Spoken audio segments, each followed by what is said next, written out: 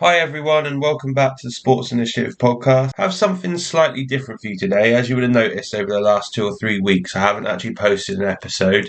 Don't worry, the normal service will be resumed as of next week. But today I'm going to speak to you about, why I was away, and the project I was a part of, and two, just some of my reflections in terms of things that I think would be useful for me to diarise, but also some things that might help you in your coaching or thoughts or anything like that. So bear with me slightly, a little bit of a rambling going on this morning. There might be some mistakes in there, but we'll see how we get on. So I was incredibly fortunate during May to be asked to go away on behalf of the EFL.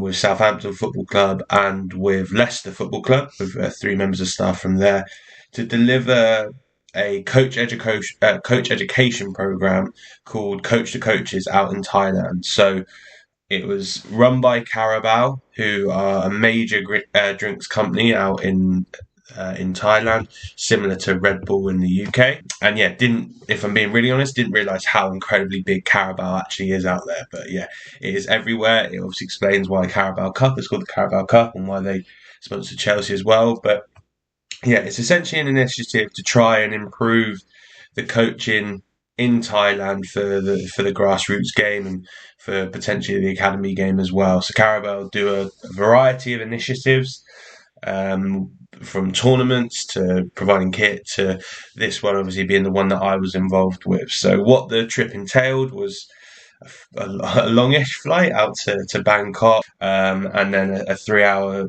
transfer to a place around about Pat Chong, so in the province of Pat Chong. Out there, I would then deliver for 2 blocks of 6, so 6 days, 2 days off, 6 days. And during that time, we would have cohorts of 60 that would come in every other day. So have 30 on day one, 30 on day two. Then you'd have opening presentations, closing presentations, all of that type of stuff. So yeah, really big program. Lots of people that were going through it, which is incredible, and really high profile out in Thailand as well. So we had their version of BBC. Now, obviously, I didn't do too much interviews of that because my tie's a little bit rusty. But yeah, we were alongside the owner of Carabao, managed to see and be part of a photo with the Carabao Cup as well, which as a Tottenham fan is the closest we've got to that in a number of years, which is brilliant. And yeah, just an incredible initiative to be able to support the Thai coaches. So I think what they've learned is that there's a real thirst for football in Thailand. It's incredibly sought after. The local team, we were there, but they had kids there in the evenings trying to play. We would do a full day of coach education whilst we're out there, and the guys would still want to play after food as well. So, yeah, they're incredible thirst and wanting to improve and develop the coaching out there, and probably trying to counteract some of the factors which I'm going to go into in a moment. So, yeah, really amazing experience. Really enjoyed to be out there. Really grateful for the opportunity. So, yeah, in terms of the delivery itself, it was split into two parts. So the first part was focusing on a practice element. So you'd be out for kind of 2.5 to 3 hours working with the coaches, then watching you deliver, similar to how we would do coach education in the UK. They would take part rather than having any local kids, which I'll mention some barriers to that in a second. So yeah, that would be part one.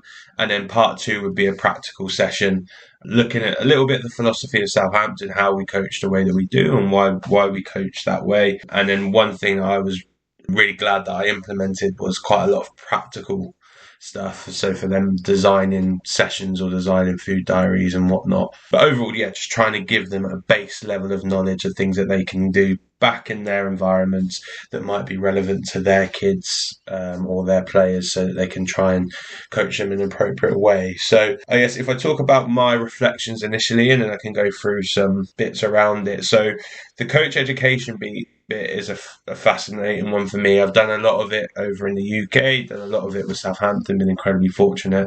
My one big takeaway from in classroom theory sessions is the more practical it is, the better. And it sounds stupid, but it really was a bit of a game changer, to be honest. Leicester adapted their presentation to add in a brilliant kind of create your best 11 type practice, getting people to think about what type of players fit and what systems and stuff. And the individuals love that because it's game based and quite fun.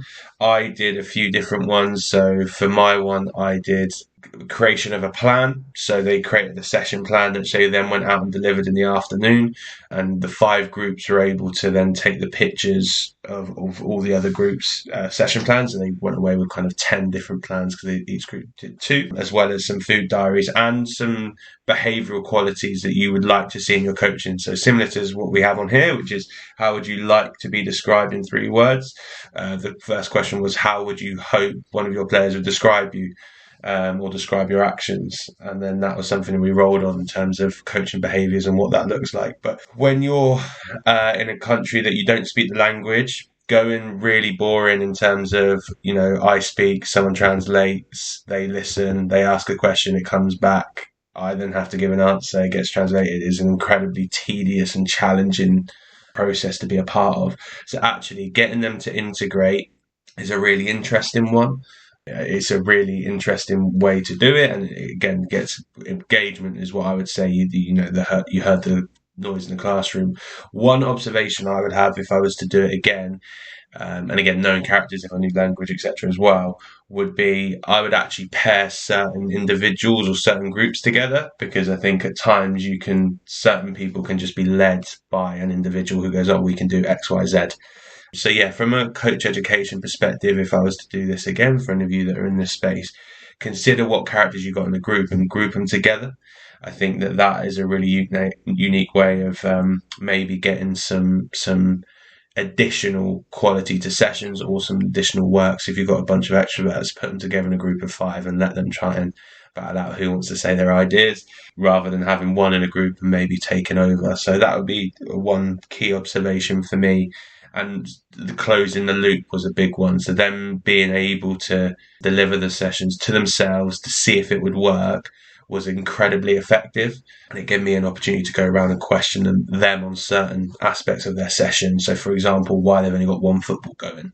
Could they put a time constraint in to make it more realistic rather than a attacker just having 25 seconds to try and dribble past someone? So I think that for me was a real key learning curve, and something that I'll definitely take with me when I do any more coach education work. And then from a practical perspective, one, understanding your group. So I think having an ease in practice where you can understand what the quality of the group is, what the physical capability of the group is was a game changer. So in the first day, I did a lot of work around, a little bit of 11v11, because that's what our thoughts were in terms of what they want us to do.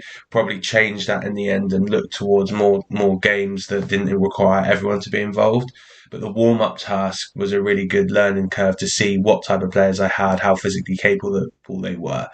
So if I was to interview, for example, for another role, that would probably be my first part of the interview, would be, okay, I'm going to set up a warm-up practice to find out the quality of these players, and then I can make a decision on how I then want to adapt my session moving forward. So yeah, just a real food for thought. If I'm delivering with new groups, that's what I will do for the first 5-10 minutes, and almost have 3 session plans alongside that. Maybe an easy one, maybe a middle one, and maybe a hard one that I can then adapt. What played into that massively as well was the heat environment. So the week 1, it was 42 degrees whilst we're coaching out there, which would be challenging for kids to be in that environment and play, but for adults makes it doubly hard. And you're asking them to run around and do practices and practice designs in 42 degrees of heat. So yeah, the environment you're in is a key consideration. I adapted my sessions to have more breaks, less people, more by the shade. Yeah, just really the capacity to get out of the sun and get a little bit of a rest in. Now, obviously, we don't have that issue in England too much, but I think even with the cold weather, it's a consideration to have, and how you can use certain areas of certain pitches to maybe reduce the elements, etc. So from an environmental perspective, that was a really cool consideration to be in. I haven't coached in that heat before, but it makes you understand, when teams are going away, for example, the Qatar World Cup, that's an additional element that everyone spoke about. But what does that actually look like on the training pitch? Because you can't just have people stood outside in 42 degrees of heat. It just dehydrates you and makes you incredibly tired. So from that perspective, it was really interesting with the coaches to see how they reacted to it, and they didn't want to be in the sun as much as I didn't want to be in the sun. So again, I naively thought, oh, they'll be used to it, it'll be fine. But actually, from their perspective, they didn't really want to be out in the sun too much either. So managing that dynamic, and for me, probably providing real clarity of going, right, we're going to work for 15 minutes, then you're going to get a 5 minute break. You're going to work for 20 minutes, so that everyone knows how to manage resources. Was a really good, again, learning experience for me, and what I'll use moving forward. So now looking at it, some key highlights from me, looking at what might be able to transpire into your environment. So for the first one, I think, are the cultural effects of a nation or an environment. So the Thai people are incredibly humble, and are incredibly thankful for the opportunity. Well, in particular in this environment, they were. But I've never had so many pictures or handshakes or thank yous from anyone really. So yeah, they're incredibly thankful to be there, incredibly thankful to be part of the program, incredibly thankful that we were there. And the cultural aspect for that is the not wanting to question authority to a degree. Because of that respect piece, they want to be very respectful of the people that are in charge, and teachers and senior figures, etc., which in this occasion I was one. That can present some challenges in terms of, if you're asking them to critique your sessions or give you feedback, there is not an inability, but a reluctance to give you some feedback or want to question it, because they feel like that doesn't necessarily fit in with their culture. So that's one cultural value which I think is incredibly interesting, alongside the next one, which is around how they are incredibly structured. So we were actually on a base with the fire department, who were doing some training there, which again was incredible to watch. They were doing some stuff in 42 degrees of heat with increased fire, which I don't know how they managed that during that day, but doing some work in swimming pools and stuff as well. And what you can see is a high level of structure, and that was really evident in some of the sessions that they were creating. So within the sessions, they were often in line drills, or one person would go against someone else and everyone else would wait, or it'd be patterns of play and phases, not so much phases, sorry, patterns of play unopposed. So high level of structure. Now, obviously, there's a real push in the Western world for a little bit of chaos, which I think for player development is really important. And a lot of my games did incorporate that. There's one v one practice in particular that looked at having 2 or 3 games going on in probably 20 by 15 area, and them having to understand how to navigate and dribble through those types of areas. So what it probably highlighted for me is that's a really different cultural disparity between the UK and Thailand. And you will have that in your environment wherever that is. So when I'm now looking at cultural differences between maybe London to the southwest, or southwest to northeast, and I think that understanding what those cultures may bring with them is a really key starting point as a coach. It's not to say that you have to go in with preconceived notions. You got to see what's in front of you, but understanding maybe about what the participants or what the kids experience on a day-to-day basis has to inform your coaching. And you have to account for that when you're putting on particular types of session or asking for particular feedback. So um, let's say, for example, you're in a city, London environment where it is very command style in terms of teaching, etc. Well, if I'm asking for feedback and we're going to do that in a guided discovery way, or we're going to ask for feedback, and I'm not expecting direct feedback from the players, I'm kidding myself, because that's what they experience on a day-to-day basis. So when we're taking these modern trends or modern ideas, such as ecological dynamics or anything like that, you have to think about the context you're in, and you also have to understand where your grounding is. So what am I more leaning to? What am I more experienced? And try and remove that bias, or try and understand that it's going to be a journey to get it to the point that you want in your environment. So for me, that was a massive one around the cultural side, and probably experiencing that really firsthand, and the amount of, I guess, the amount of importance that it places on what they're then delivering. It was probably understated before I went out in my head. So yeah, that's something that I'll definitely consider moving forward, and definitely think about how I take my players on a journey, and not just say, well, would just provide me with the feedback. There needs to be stopping points throughout to give them opportunities and ideas of how to do it.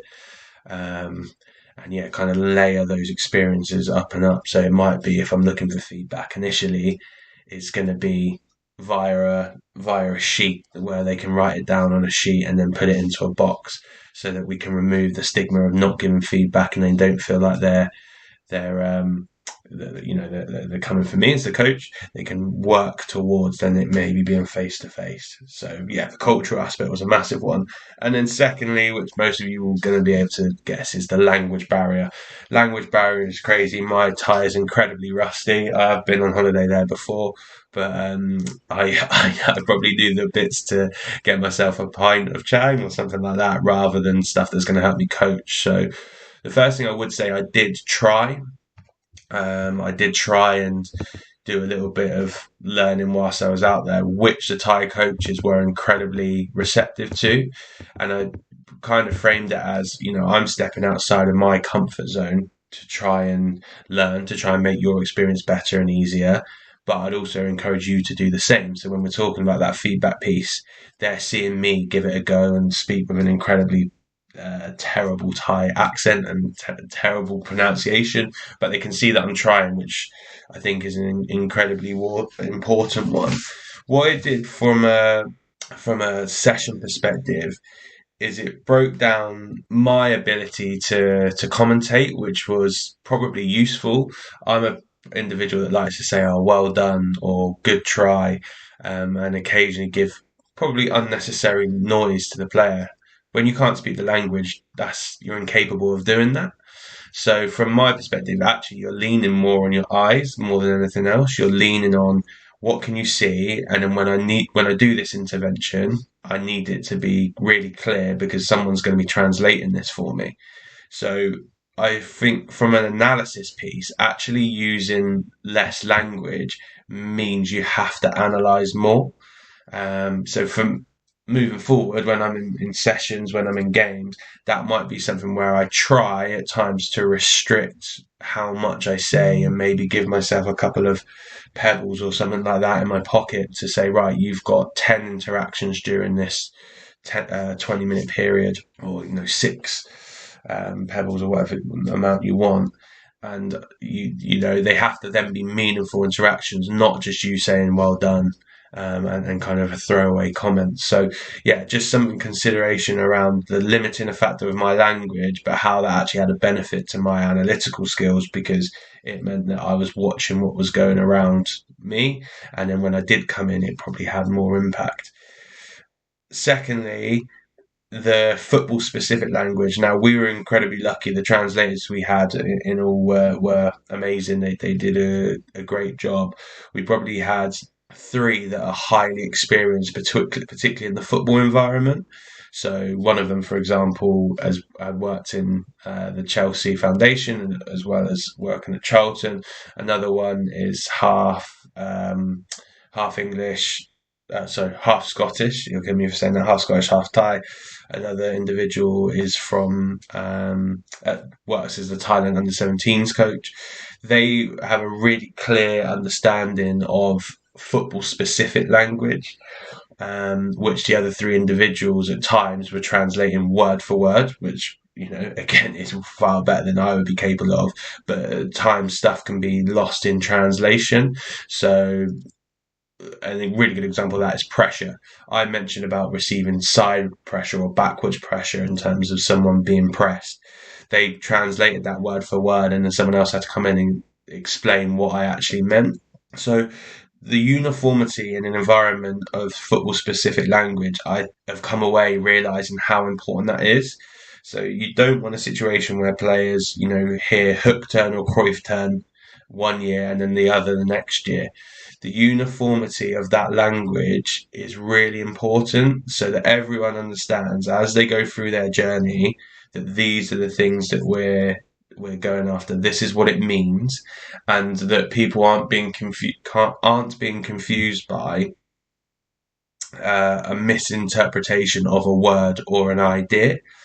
So, when you're creating curriculum syllabuses, it's really important to get engagement from the coaches to make sure they're using that language. Even if they've come external, they have to unify to that side, because it does create a discrepancy. Now, you might go, well, yeah, but if you all speak the same language, it makes it easier. And that is true. Of course it does. But I actually think the uniformity piece makes it a quicker process in terms of them going, right, I can recall my previous learnings from this. I can recall previous topics. I can recall previous sessions and maybe some solutions that I'd had in the past that might work here, or, we might need to adapt. So football specific language and uniformity of that is incredibly important to just be able to give the players and the people involved in your environments real clear clarity of what you're going after, why you're going after it, some of the context behind it. And again, another thing that I reaffirmed in that area. And then finally, and this is one that I probably picked up from Leicester as well, is the importance of fun when you're doing the sessions. If I look over the bits where people engaged the most, it was because it was a fun game. They had a really enjoyable game, and they loved it because it was fun to be a part of, and there was a bit of jeopardy of winning and losing. I adapted some of my sessions to have a little bit more of that.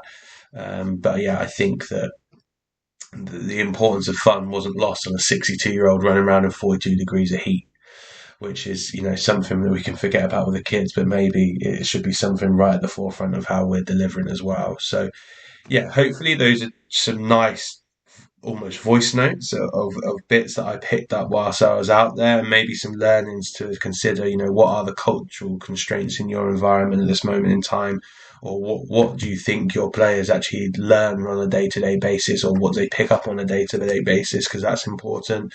And then the understanding of language, and the importance of uniformity, but also the analytical side by not being able to speak as much, which was incredibly useful as well. So, hopefully you found that's of some use. I know I definitely had, and given me some food for thought of what I'm going to do moving forward. As I said, thank you for listening to me ramble on for the last 25 or so minutes. Normal service will be resumed next week with Mark Bennett, who is a high performance coach and has worked with a load of incredible teams across a wide range of sports, including Team Bath, Bath Rugby, national rugby sides as well. So he done an incredible amount of work in the NBA, NFL, loads of experience. So it'll be a really good listen. Hopefully we'll add some additional value to what's already been out there. And thanks very much, and I'll catch you again soon.